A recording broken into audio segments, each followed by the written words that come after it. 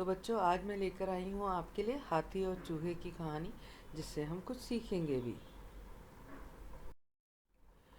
बहुत समय पहले की बात है। एक बहुत ही पुरानी भूकंप प्रभावित गांव हुआ करता था, जहाँ की कोई भी इंसान नहीं रहा करते थे। वहीं इस भूकंप प्रभावित गांव में चूहों की एक बस्ती रहती थी। गांव के पास ही एक सरोवर था, जिसका उपयोग हाथियों के झुंड द्वारा किया जाता था। हाथियों को झील तक जाने के लिए गांव पार करना पड़ता था। ये इन लोगों का दैनिक कार्य हुआ करता था। एक दिन की बात है, जब वो हाथी का झुंड वहां से गुजर रहा था, तब उन्होंने अनजाने से ढेर सारे चूहों को अपने पैरों के नीचे रौंद डाला। इस बात पर चूहों के बीच में खलबली मच गई। चूहों के नेता ने हाथियों से मुलाकात की और उनसे झील के लिए एक अलग रास्ता लेने का अनुरोध किया। साथ में उसने उनसे वादा भी किया कि उनकी ज़रूरत के समय उनको भी हम कुछ ना कुछ पक्ष वापस करेंगे, उनके साथ कुछ अच्छा करेंगे। इस बात पर उस समय हाथी हंसे। उन्होंने आपस में बात करी, इतने छोटे चूहे इन बड़े हाथियों को किसी भी तरीके से मदद कैसे कर सकते हैं।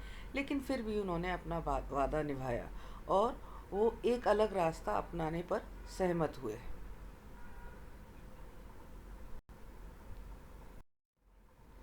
ऐसे कुछ दिन बीत गए। अब एक नई घटना सामने आई। कुछ ही समय बाद चूहों ने सुना कि शिकारियों ने हाथियों के झुंड को पकड़ लिया है और उन्हें जाल में बांध दिया है।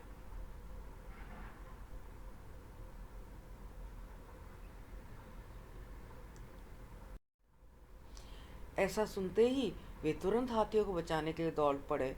उन्होंने अपने तीखे दांतों से जालों और रस्सियों को कुतर डाला। हाथियों के नेता ने बार बार चूहों को उनकी मदद के लिए धन्यवाद दिया। अब उन्हें समझ आ चुका था कि किसी के आकार पर हंसना नहीं चाहिए। भगवान ने सभी सभी को किसी न किसी कला से नवाजा है। तो बच्चों, इस कहानी से हमें क्या सीख मिलती है? इस कहानी से हमें ये सीख मिलती है कि मित्र वही जो मुसीबत के समय काम आए। सुनिश्चित करें कि आप अपने दोस्तों की जब भी आवश्यकता हो उनकी मदद करें।